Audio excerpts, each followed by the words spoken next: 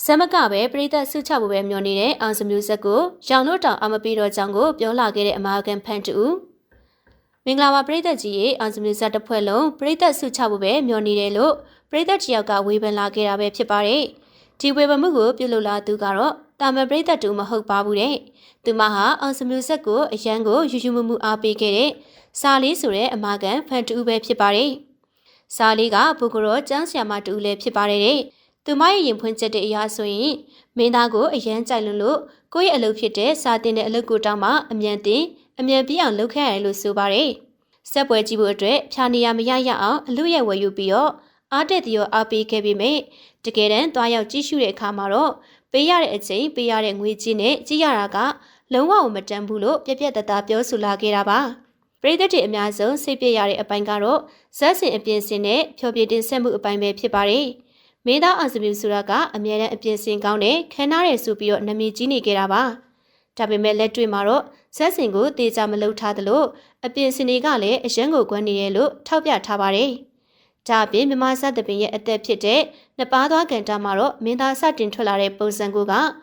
ဝါရင်မင်းသားကြီးတွေဖြစ်တဲ့ဖိုးချစ်တို့ဆွမ်းတို့ရဲ့အမှုပညာအကွေသက်ကိုလုံးဝမမီဘူးလို့ပြင်းပြင်းထန်ထန်ဝေဖန်ထားပါတယ်အကားအခုံပိုင်းမှာလည်းတတိကျကျကပြဖြောပြတာမျိုးမရှိပဲ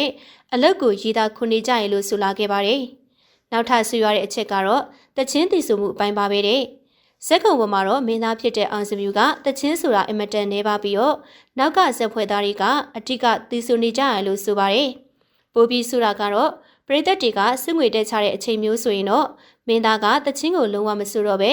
စွငွေယူဖို့ကသာအာယုံဆိုင်နေရလို့ထောက်ပြထားတာပါ။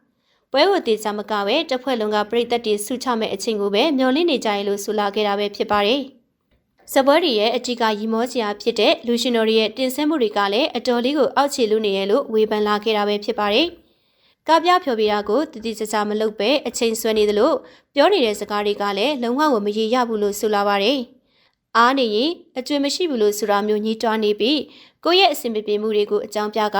ပရိသတ်စီကနေဂီတာလိုချင်တဲ့ကားလိုချင်တဲ့အေးလိုချင်တဲ့စသဖြင့်စုချင်းွယ်ကိုသာပြောင်းကျကျမျောလင်းနေကြရလို့ဆိုလာပါတယ်ရှင်။အခုနောက်ပိုင်းတော့မြမစသဖြင့်လောကမှာဇမင်းသားတွေကိုပရိသတ်တွေကသိန်းရာချီထောင်ချီပြီးစုချတဲ့ရင်ကျေးမှုကအတော်လေးကိုခေတ်စားနေခဲ့ပါတယ်။ပြီးခဲ့တဲ့ရက်ပိုင်းကနေမင်းသားစမ်းရည်မှုကိုဘာမာကော်ဖီကနေသိန်း950စုချခဲ့တယ်လို့မင်းသားဖို့ချစ်ကိုလည်းအမျိုးသမီးပရိသတ်တူကမိဘအမွေလဲခွက်ကိုရောင်းပြီးတော့သိန်း1000အထိစံကြေးတင်စုချခဲ့တာပါ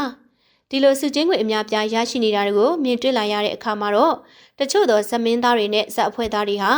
အနုပညာကိုစမ်းသစ်ဖို့တဲ့စုချင်းငွေကိုသာပိုမဲ့လာကြတယ်ဆိုတာကိုတော့ဒီဖြစ်ရက်ကမိမောင်းထိုးပြနေကြတာပါ